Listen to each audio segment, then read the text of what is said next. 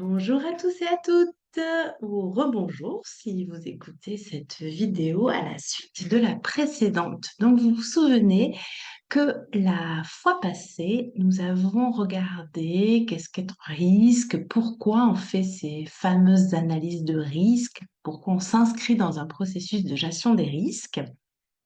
Dans cette vidéo, nous allons regarder plus spécifiquement en quoi consiste l'analyse des risques une fois qu'on les a cartographiés. Donc, pour récapituler, on est dans la vidéo 2, l'analyse des risques en tant que telle, une analyse qui va être très très importante, car c'est à partir de celle-ci qu'on va pouvoir ensuite travailler sur l'identification de mesures. Donc, pour récapituler, pour rentrer dans un processus de gestion des risques, on doit d'abord les connaître, donc les cartographier. Et puis, on doit mieux les comprendre. Plus spécifiquement, ça veut dire analyser l'occurrence, mais aussi l'impact.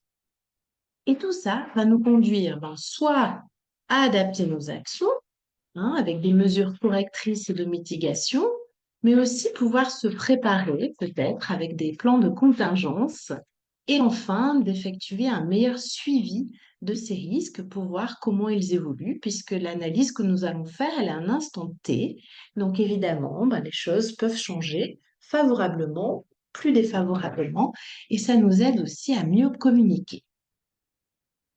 En termes de rendu, qu'est-ce que ça veut dire? Ça veut dire qu'on va continuer à travailler sur notre matrice. Donc, vous avez certainement bien rempli les premières colonnes bleues. Maintenant, on va se focaliser beaucoup plus sur ces colonnes saumon pour regarder la probabilité, l'impact et pour opérer une certaine notation. Et là, on y reviendra, mais vous allez voir si vous êtes plus à l'aise en utilisant un code couleur, en utilisant des chiffres. Chacun a ses préférences. Moi, je vous conseille d'utiliser les deux dans un premier temps. D'une part, parce que ça permet aux différentes personnes de se situer en fonction de leurs préférences. Et d'autre part, ça vous permet de veiller à une certaine cohérence. Alors, très concrètement, quand vous avez un risque, la première question qu'on va se poser, c'est quelle est la probabilité que ce risque survienne? Vous avez identifié peut-être des conflits au sein de l'équipe comme un risque qui peut prétériter le bon déroulement du projet. Quelle est la probabilité que ce risque survienne? Alors là, il y a plusieurs nomenclatures, on peut la complexifier. Moi, je vous propose quelque chose de simple, en trois échelles. Ben, la probabilité que ce risque survienne est peut-être faible, c'est-à-dire que c'est rare. On a peut-être des difficultés dans l'équipe et en même temps qu'un véritable conflit éclate, c'est une probabilité faible, alors on va mettre le 1. Si la probabilité est moyenne, c'est-à-dire il est possible que ce risque se produise, euh, il y a des chances, plusieurs indicateurs sont là, on va mettre plutôt le 2 moyen. Et puis, si la probabilité est importante, elle est forte, c'est-à-dire qu'on pense que ce risque va se produire de manière presque certaine, on va mettre plutôt un 3. Une fois qu'on s'est demandé la probabilité que ce risque survienne, on va se demander, mais finalement, s'il survient, quel est son impact sur notre projet? Là encore, s'il y a un conflit qui éclate dans l'équipe, peut-être que finalement, l'impact est assez faible, c'est-à-dire que les effets vont être limités sur le projet. Ça va peut-être nous embêter, mais ça ne va pas prétériter le déroulé des activités. Peut-être que par contre, son impact est assez moyen. Il peut y avoir des effets qui vont être importants sur le projet ou sur un élément du projet. Et peut-être que l'impact va être grand, voire très grand, c'est-à-dire qu'il va affecter le projet, soit dans son ensemble, ou soit dans des éléments qui sont cruciaux et que ça va être vraiment problématique pour pouvoir avancer. On a un risque, conflit d'équipe, par exemple, qui peut prétériter le déroulé des activités. Quelle est sa probabilité qu'il survienne et s'il survient, quel est son impact sur le projet. Ces 2 grandes questions, en fait, elles vont finalement nous donner notre matrice d'analyse des risques. Et on peut, pour chacun des risques, cocher, finalement, si ça va être plutôt faible, il y a peu de chances que ça arrive. Par contre, si ça arrive, c'est embêtant pour le projet, donc je vais plutôt le mettre ici. Faible en probabilité, mais l'impact moyen. Par contre, si, je travaille par exemple avec, des paysans et qu'il y a des risques, il y a une probabilité forte qu'il y ait, des pluies torrentielles, dans une période donnée, la probabilité est forte, les éléments météorologiques le disent et si ça survient, l'impact va être très grand sur, les populations avec lesquelles nous travaillons. Donc là, on va se retrouver avec une probabilité forte et un impact qui est fort. Du coup, on va avoir, finalement pour chacun de nos risques, hem, un un curseur et ce curseur, va faire que, soit on est finalement dans quelque chose qui reste, limité, soit on sera plutôt, dans un risque, on va dire modéré, soit dans un risque significatif et puis quand on a une probabilité forte et un impact fort, on va être sur ce qu'on appelle un risque critique. Donc c'est ça qu'on va vous inviter à faire dans cette phase. C'est de reprendre vos différents risques et de pouvoir procéder à cette analyse avec ce fameux code couleur, ce fameux code à chiffres. Alors vous allez voir que là, il y a 16 en rouge. Vous vous dites, mais 16, du coup, c'est pas possible. 3 fois 3 égale 9. Mais c'est parce que je vous disais qu'on peut faire aussi des nomenclatures qui sont à 4 ou 5 degrés. Là, j'ai fait faible, moyen, fort, mais vous pouvez aussi avoir très faible, faible, moyen, fort, très fort, ou alors de pouvoir simplement avoir faible, moyen, fort ou très fort. Vous voyez ce que je veux dire? Donc en fonction, si vous avez plutôt une grille à 4, parce que pour vous, c'est important de différencier quand, la probabilité est forte et le risque, l'impact est fort ou si c'est très fort, peut-être d'avoir une gradation, avec un niveau 4.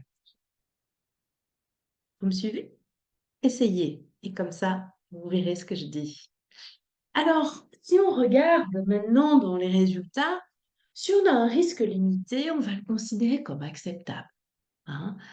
Bien sûr qu'on peut imaginer des mesures, mais c'est peut-être pas là où on va mettre toute notre énergie. On va de toute façon le prendre en considération pour le surveiller, pour le monitorer, pour faire un suivi, hein. Si on a un risque modéré, on va le considérer aussi comme acceptable. En général, on ne va pas remettre en cause tout notre projet, mais ça va demander une certaine vigilance et des mesures adaptées. Et là encore, une surveillance. Parce que s'il est modéré, il peut glisser sur quelque chose de plus significatif, voire critique. Quand on est sur un risque qui est significatif, il va être difficilement acceptable. Là, on va devoir peut-être faire des changements beaucoup plus importants, prendre des mesures peut-être plus importantes, plus significatives, voire plus urgentes. Et lorsqu'on est dans un risque critique, donc si on a une gradation à 3, on va avoir sur le chiffre 9. Si on a une gradation à 4, on va être sur le chiffre 16, c'est finalement de se dire: «Mais en fait, le risque, il n'est pas acceptable». On ne peut pas se permettre, en fait, de se dire: «Bon, on y va quand même avec ça».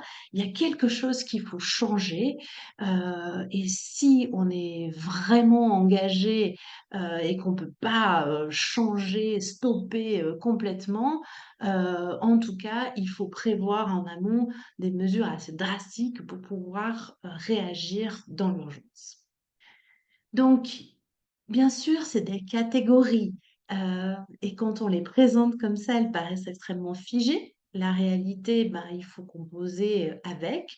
Néanmoins, d'avoir cette, classification, d'avoir ce code couleur, d'avoir ces chiffres qui nous disent des informations, va nous inviter à nous mettre en action, à pouvoir imaginer un certain nombre de mesures. Mais vous allez me dire, mais en fait, qui décide?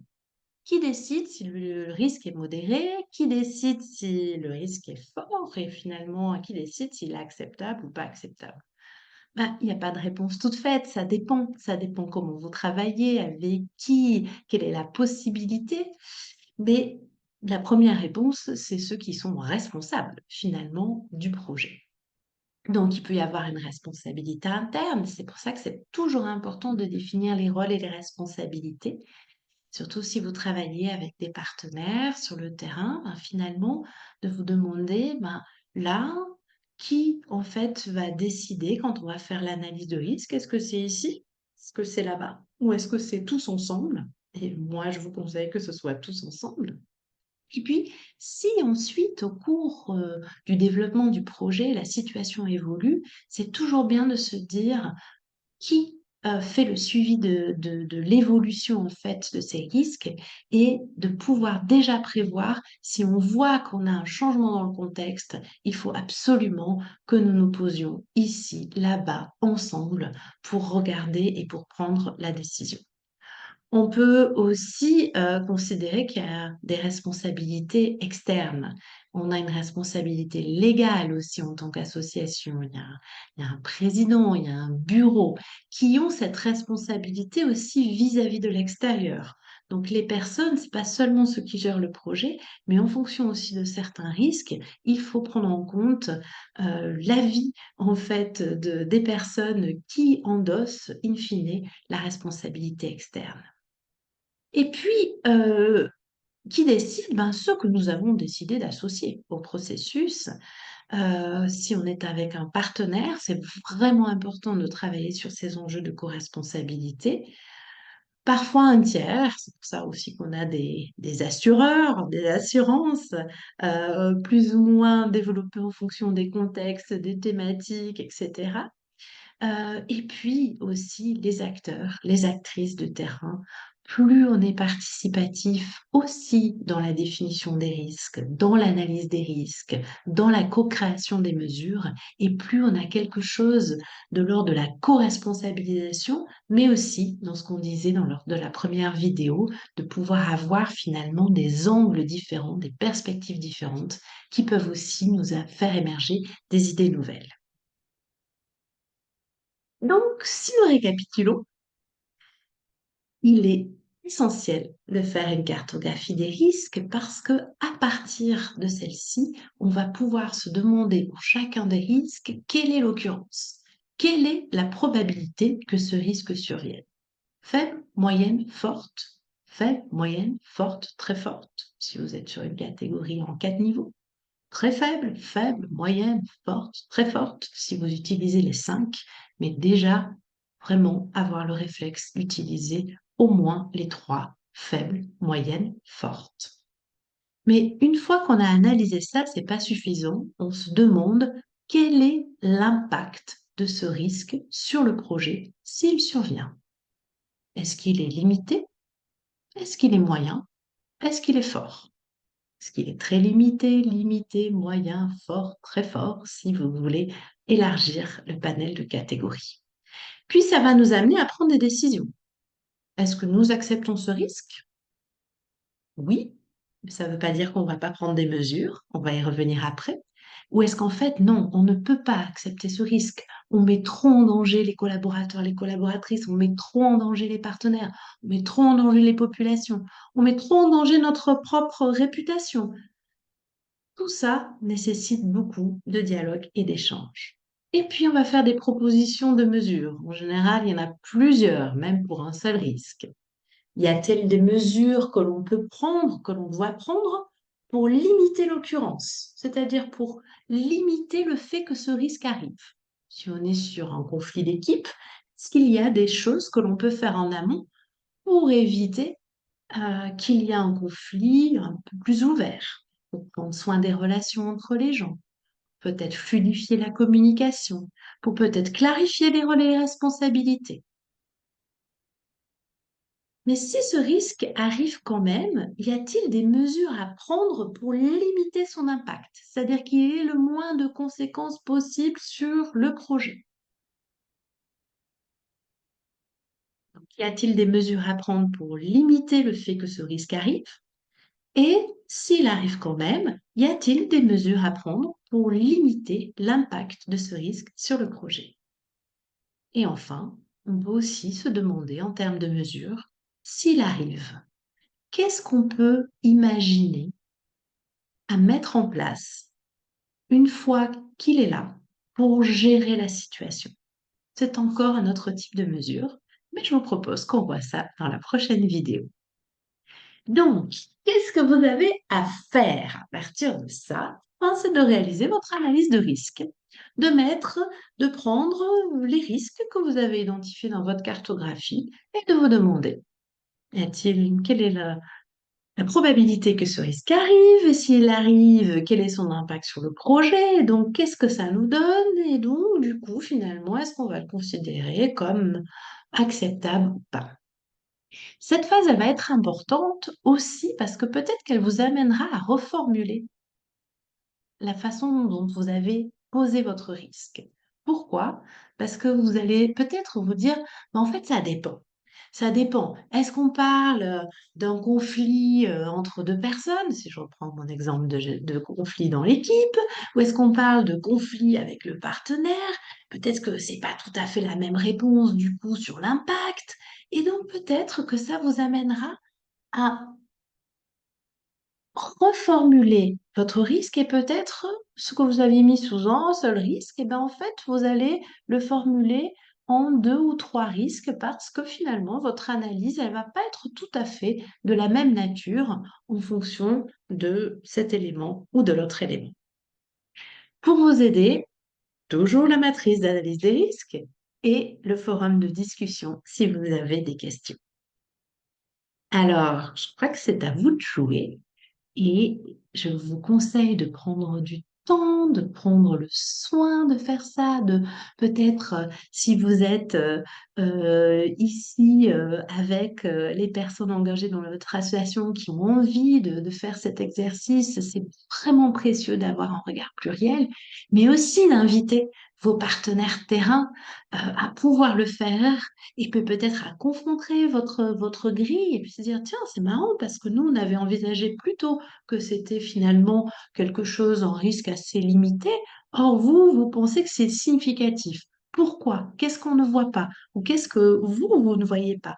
Et comment, en fait, on peut avoir une analyse qui est peut-être plus juste, plus précise, plus près de la réalité, en tout cas qui va nous donner matière à pouvoir mieux penser l'avenir et la résilience de notre projet.